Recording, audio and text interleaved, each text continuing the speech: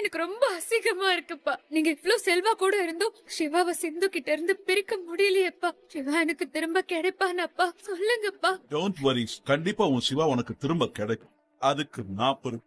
எதுக்காக நீ ஸ்னேகாவை இந்த வீட்டுக்கு கூப்பிட்ட? ஒன்னதான் கேக்குறேன், வாயை திறந்து சொல்லு. சிவாவுக்கு உடம்புக்கு முடியல, அதான் ஸ்னேகாவை கூப்பிட்டேன். சிவாவுக்கு உடம்புக்கு முடியலன்னா எத்தனையோ டாக்டருங்க இருக்காங்க. ஸ்னேகாவை வர சொல்ல என்ன அவசியம்? பாரு மகா, சிவாவுக்கு சிந்துவோட கல்யாணம் ஆயிடுச்சு. இதுக்கப்புறமும் ஸ்னேகாவை இந்த வீட்டு மருமகளாக்க நீ நினைச்சா அதை விட ஒரு முட்டாள்தனம் வேற எதுவுமே இல்ல. ஸ்னேகா, நீ படிச்சவ, உனக்கும் தெரியும் உன் ஃப்ரெண்டு சிவாவுக்கு வேற ஒரு பொண்ணோட கல்யாணம் ஆயிடுச்சு.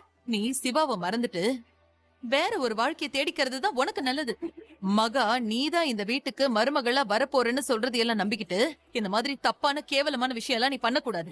இனிமே சிந்து சிவா வாழ்க்கையில நீ வரக்கூடாது. நீ ஏன் புள்ள, எந்த சூழ்நிலையிலயும் நீ தப்பா நடந்துக்க மாட்டேன்னு எனக்கு தெரியும். ஸ்னேகா உன்கிட்ட தப்பா நடந்துக்க வந்தப்போ சிந்து ஸ்னேகாவை அடிச்சதுக்கு பதிலா நீதான் ஸ்னேகாவை அடிச்சிருக்க. நீ அவளை அடிச்சிருந்தனா நான் ரொம்ப சந்தோஷப்பட்டிருப்பேன். உன் ஃப்ரெண்டுக்கு நல்ல விதமா புத்தி சொல்லி இனிமே அவளை ஒழுங்கா இருக்க சொல்லு. இனிமே உன் தோழி ஸ்னேகா இந்த வீட்டுக்கு எக்காரணத்தை கொண்டும் வரக்கூடாது. ஸ்னேகா இந்த வீட்டுக்கு வந்தானா இன்னைக்கு சிந்து செஞ்சதுதான் நானும் செய்யற மாதிரி இருக்கும். ஸ்னேகா, உனக்கு சொன்னது புரிஞ்சிருக்கும்னு நினைக்கிறேன். இன்னொரு தடவை நீ சிந்து இடத்துக்கு வரணும்னு நினைச்சனா என்ன தாண்டிதான் நீ வர. சிந்து சொன்ன ஒரு பொய்ய எல்லாரும் நம்பிக்கிட்டு நீங்க எல்லாரும் இப்படி பேசிட்டு இருக்கீங்கல்ல.